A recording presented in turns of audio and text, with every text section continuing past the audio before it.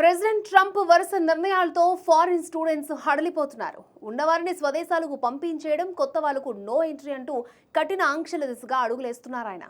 దీంతో వీసాల కోసం ప్రయత్నిస్తున్న ఇండియన్ స్టూడెంట్స్ అలర్ట్ అయ్యారు. కొందరు సోషల్ మీడియాలో తమ పోస్టులు తొలగిస్తూ ఉండగా మరికొందరు ఏకంగా అకౌంట్స్ ని డిలీట్ చేస్తున్నారు. విదేశీ విద్యార్థులకు వీసాలు మంజూరు చేసే ముందు వారి సోషల్ మీడియా ఖాతాలను అమెరికా అధికార యంత్రాంగం తనిఖీ చేస్తోంది.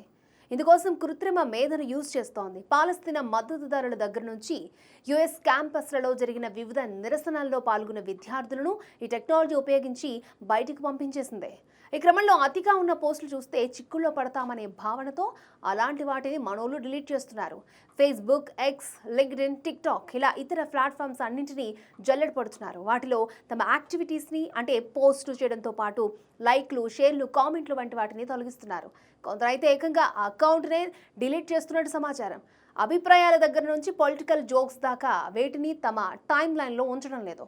అమెరికా అధికారులు వాటిని చూస్తే వీసాలు రిజెక్ట్ అవుతాయని భయపడుతున్నారు. అయితే ఇలా హఠాత్తుగా అకౌంట్స్ను తొలగించడము మంచిది కాదు అనే అభిప్రాయాలను నిపుణులు వ్యక్తం చేస్తున్నారు.